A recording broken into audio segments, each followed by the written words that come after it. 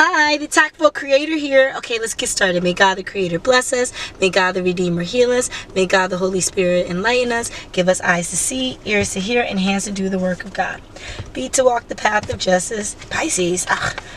Mouths to preach the good news. May the angel of peace, prosperity, abundance, love, grace, honor, and glory watch over us and lead us to the reign of God. Ashe. All right. Sheesh, what do we have here? And last but not least, alright, so we can already tell the energy is a bit crazy, so I'm being guided to just read them out and then go into why this energy proposed itself in this way. Okay, so can you show me yes please? Oh, you're amazing. Show me no. Oh, divine, can you show me? Thank you. Can you show me no? All right. And show me that we're on the right track. Much appreciated. Thank you. All right. So let's get started. So we have some kind of abortion. So I'm getting abort plans. All right. What is that dude with the sunglasses and he was like peace and he just vanished? I'm getting that kind of abortion, right? Something having to do with the pros and cons of being a Sagittarius or thriving within that energy. Okay, we say thriving because oftentimes when we are living in someone else's energy or living in an energy that isn't a part of our sign is to be the embodiment of all. Okay, so even if you don't have Sagittarius anywhere in your chart, you would want to hone in on the positive attributes of Sagittarius. However, we're in some kind of conflicting nature with the Sag. So it's like there's one moment where you want to be the center of attention, you want to be the go-getter, you want to be the one to experience, to thrive. And then in another venture, you're that reclusive person that's kind of seeming like bitter, overly critical, right? Vindictive.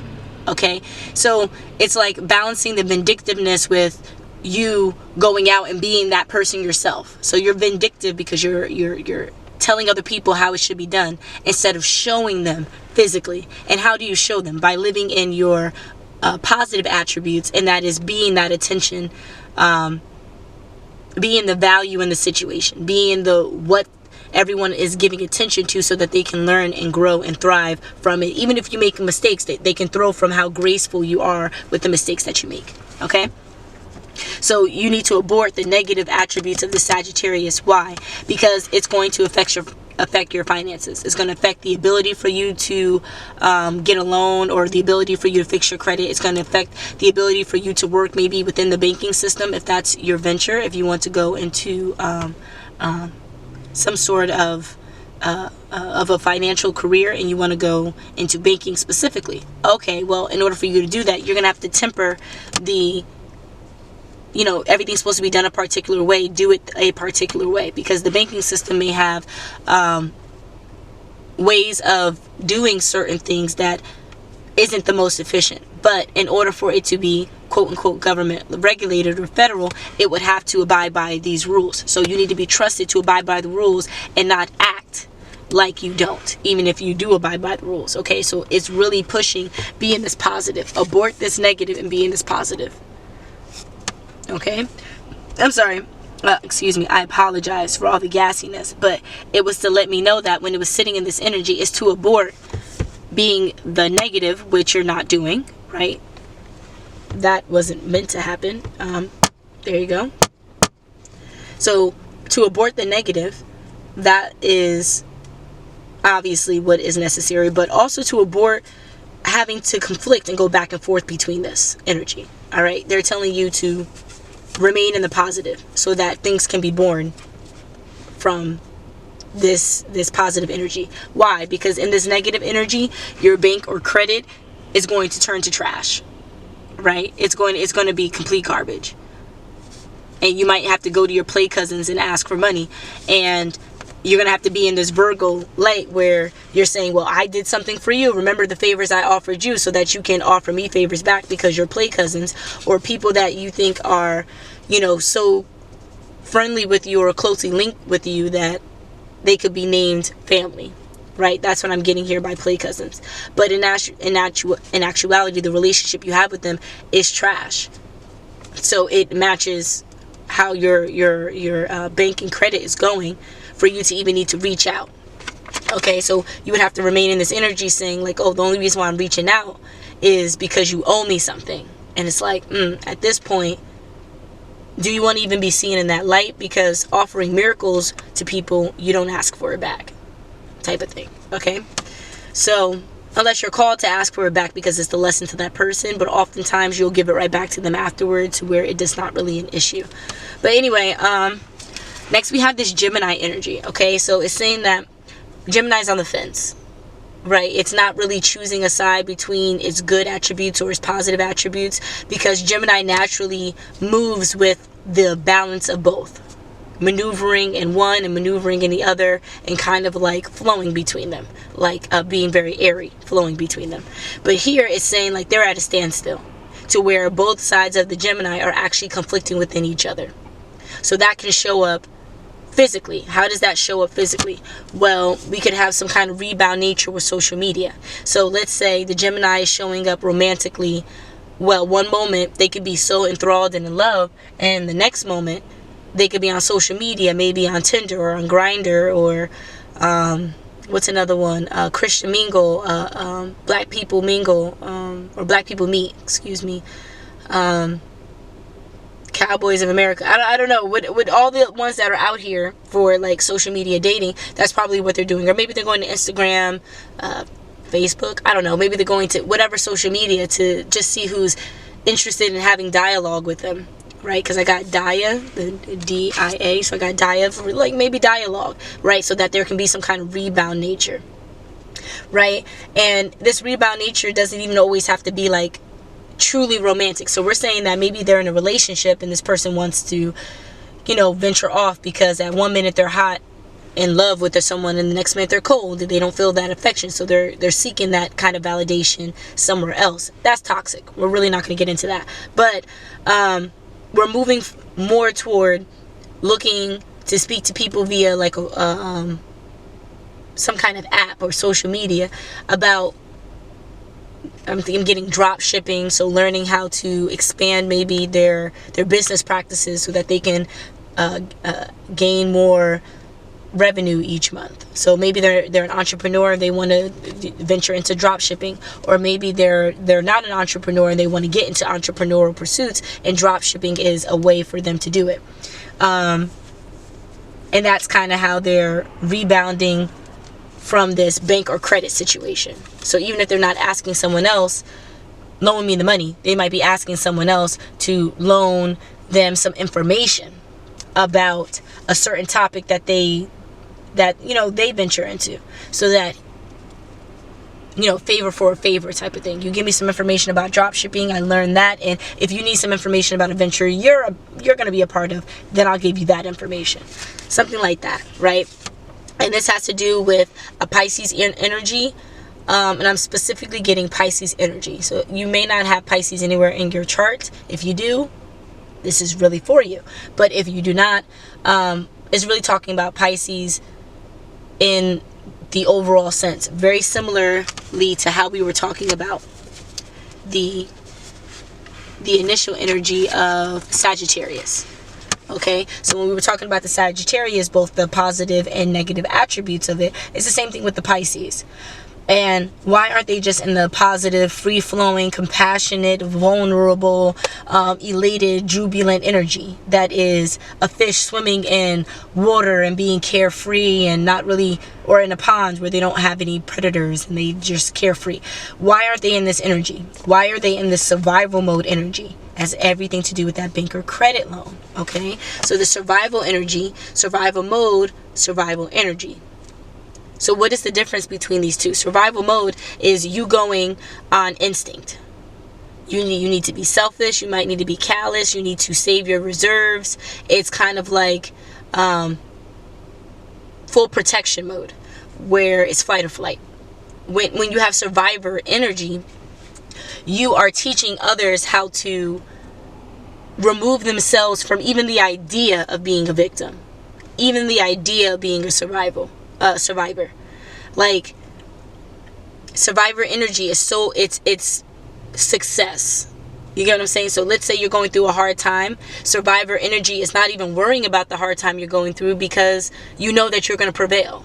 Like, you don't even have to, not one bead of sweat. You're not changing your actions. You're just going with the flow, because you know the divine is going to take care of your situation the best way possible.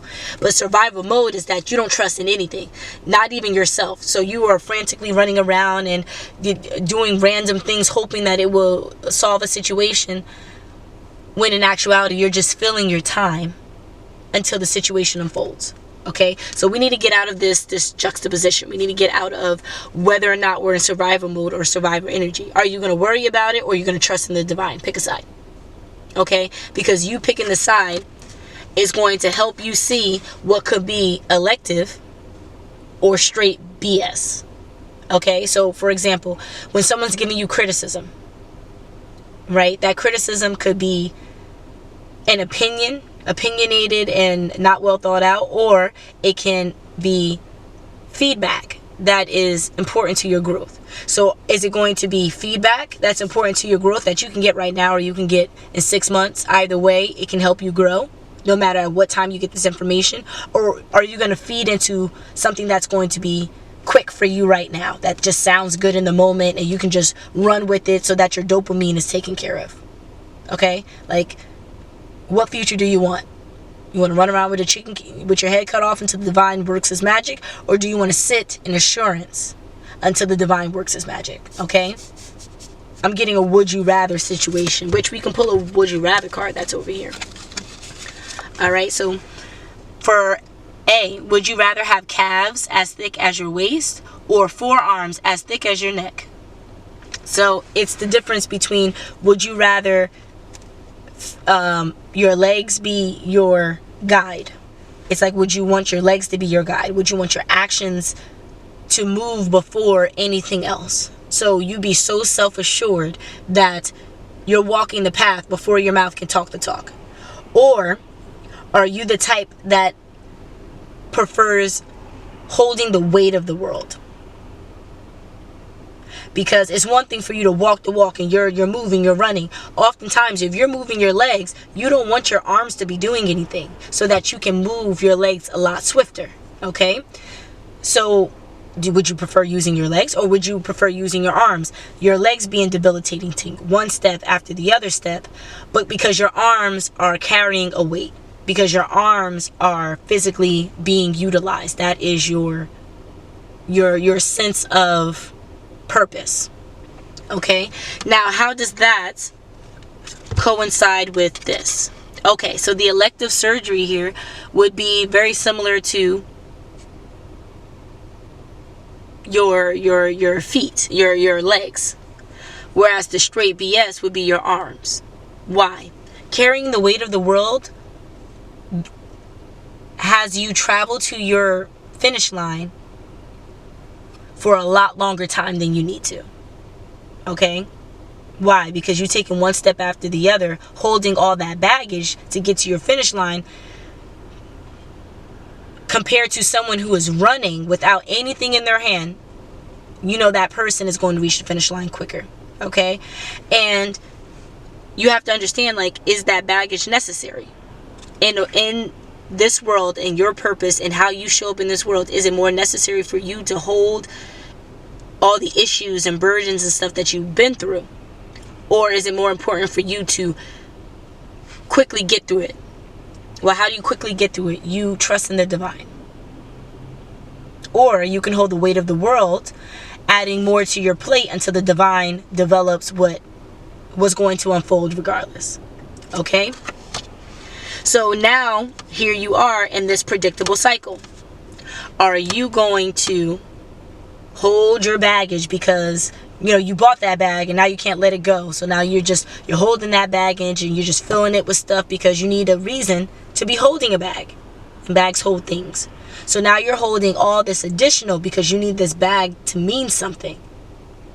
Or you can cancel out all the bags and move your vessel to the finish line and know that whatever you need at the finish line will be available at the finish line because you're trusting in the divine. Okay? So here we go again. Are you going to cancel cancel the ways that keep you in a predictable cycle, or are you going to remain in comfort? And comfort is that predictable cycle.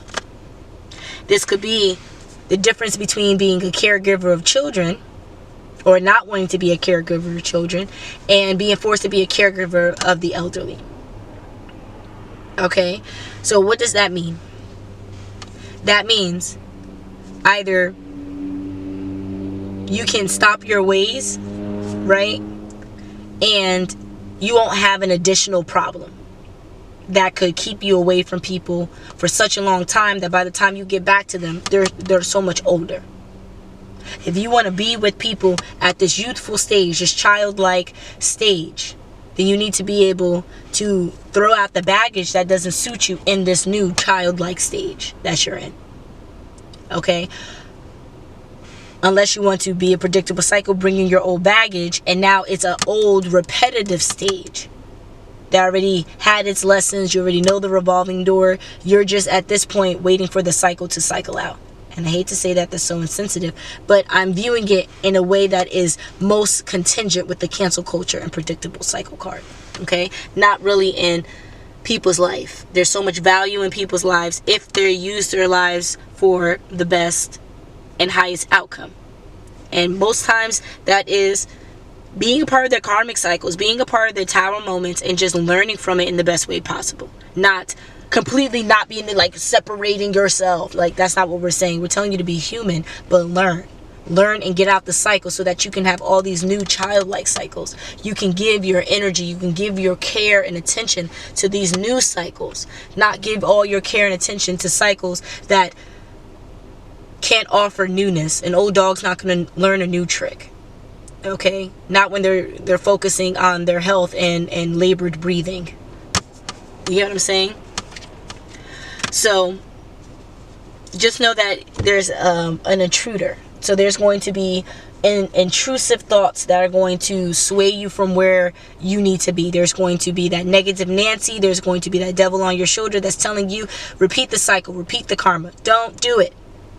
Don't do it. You are safe and sound, regardless if you listen to that negative voice or not. You are safe and sound. Okay, even if you listen to the voice, there will be a safety net on the other side.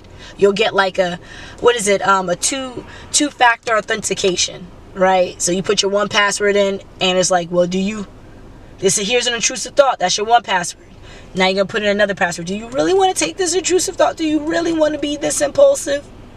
Okay, then maybe we need to go with the safe and sound thoughts. All right, and that's where we are. Okay, why? Because there's people watching. You are systematically in a fishbowl. You are being caught in 4D, which means that everyone's watching what you're doing, how you're doing it, understanding what it is that you're doing and why you're doing it. And because they're doing all of this thinking around how you're showing up, you're living rent-free in other people's minds. So if they are energetically inclined or magically inclined, they could manifest a lot for you. Why? Because they're in a revolving cycle in their mind. If you're going to be in anyone's mind living rent-free, offer that positive energy. Okay, and people can say whatever they want about you. Okay, they really can say whatever they freaking want. But if you're only giving them positive things, people can tell when they're making up stuff and then saying what's actually right about you. Okay, so don't have them be actually right about the negative things you're doing. Do right so that if they're going to speak negatively, they're making it up. Okay? Exactly, and that's what we get here by the klepto thief and the compulsive liar. It's like, let them lie about you instead of them stealing your information about, what's negative happening in your life, and then sharing that with other people as the source of their conversation, or as their way of being friends with someone because they have all the tea. Like, no, don't let people steal your information and offer it to other people. Okay? If anything, send them this death and rebirth process. And how do you do that? By understanding what your death and rebirth process is and handling it in a graceful way. And again, a death and rebirth process is a caterpillar going into cocoon. It's not necessarily a body that is living in the 3D, dying and going into, the spiritual realm.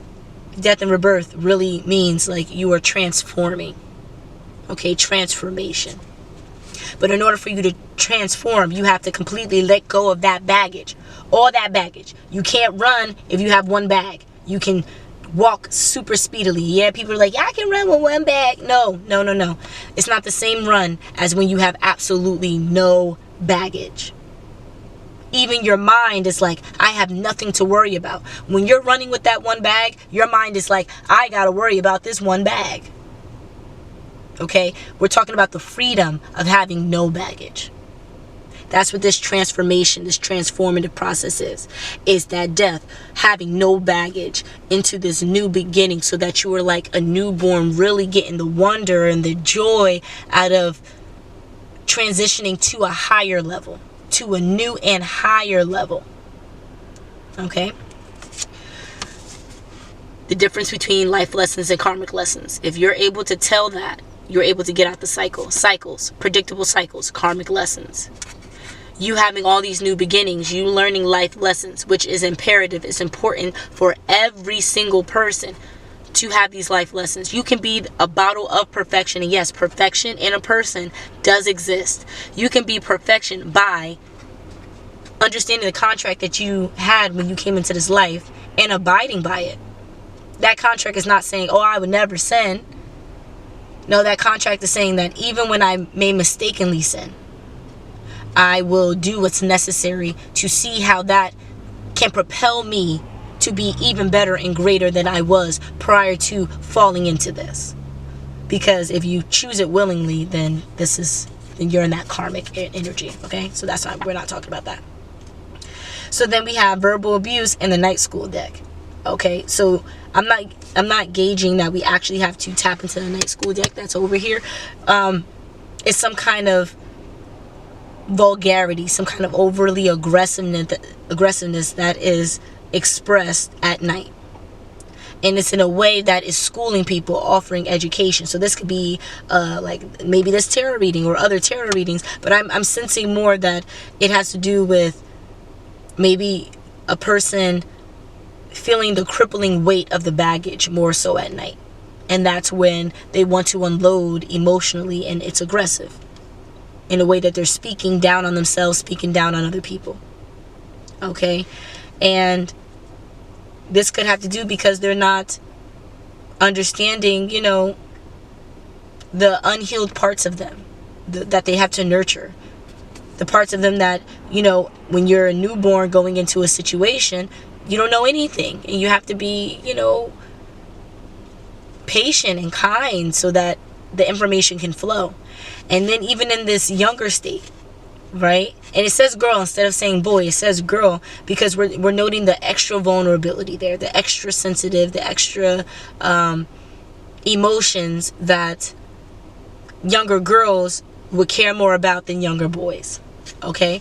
And then at this younger stage, it's like, yes, this is one stage when you're a complete infant. But then when you know a little bit, how can you still be open to knowing more? Because this is just the beginning stages of how much you need to know. Alright? So what is this between 100 acres and a mule and personal willpower? Tap in. So what do you want? Here we go, another would you rather card. Would you rather be able to see the difficulties that you're facing in life and cultivating this willpower so that it's stronger and you can use it for, more things? Or would you like this 100 acres and a mule? Would you like this mind state that, you're going to wait your days until you are given what you deserve? Okay, so it's like you're going to wait until, these parts of yourself are respected by someone, and then you're going to latch on to all of their teachings and everything? Or are you going to figure out how to respect these parts of yourself individually and then maneuver on? Everything starts with self. So you can't expect other people to give you some kind of recompense for stuff that's non-tangible.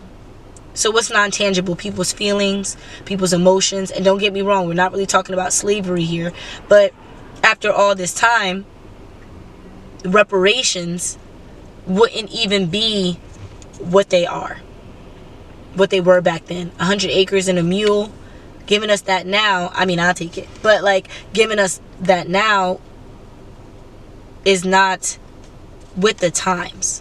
Okay, so it's kind of like being strong-armed into keeping your word. But it's like you can't control anybody else.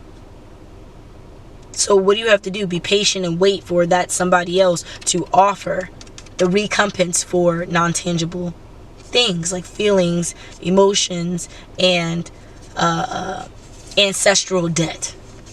No, that's what your willpower needs to come into. You having the power to push away that toxicity, push away the unhealed versions of yourself by taking care of the baby version of you and the little kid version of you that is just learning things and is new to things and needs that extra compassion and patience. Okay? Give that to yourself. Personal power. That's what we need here. Okay? And we understand that in this ascension process, because all of this is screaming ascension, right? Ooh, something about being a compulsive liar. Oh, okay, so that's the difference. Having the willpower, and people want to take that willpower from you, right? So you being that model person, and people are just like, oh, they're vibing so high that we want to emulate them, instead of this 100 acres and a mule, and it really be people who would never actually give you this 100 acres and a mule, just telling you that to appease you in the moment. Okay, be discerning. Why? Because there's light beings around you that are offering this support for your personal power, and then there's demonic energies that are promise you this 100 acres and a mule because they want to test to see how long you're going to wait for something you're never going to get. And here we have this Cancer energy popping right back up, right? And this water energy. That's what I mean by popping back up. Like we have this water energy that is very motherly and nurturing. Why? Because you have to nurture the parts of yourself that would sway to the negative. Nurture the parts of yourself that maybe wouldn't choose the best idea there because there's unhealed versions of yourself. When you're scared and you know, in an ideal world, when you're scared and don't know what to do, where do you go? Who do you call? Your mom. Or maybe your dad, but you know, you call your mom. Why? Because she gives you the more encompassing love instead of the structural love that a father would give. Okay? So that's the energy that is not showing up here the way that it needs to, because this loving energy is showing up more like comparative energy. Like, oh, well, you know, I could do this because this was done to me. Yeah, that's the negative. That's the demons talking to you. Let the light beings talk to you and say, well, you only went through that because here's a situation where someone who may not be as strong as you would need that additional encouragement. Here you go. Be that mama goose, mother goose in someone else's time of need, and you will get a miracle or two as a recompense for your efforts. Okay? The difference between you proceeded with caution, you know, moving through these lessons and understanding things, and then being alerted that you're not on the right path and karma may ensue. Okay, so we have a guy and a girl here, something about Christmas and celebration on holidays. So I'm not entirely sure whether you are a guy or girl, right? But I'm getting that it doesn't matter, like your gender. Universally, what is important on Christmas? What's important on days where you want to celebrate and have a holiday? What's important? It's oftentimes family. It's oftentimes family, but family is usually the root of where most of the trauma and everything lies. So around this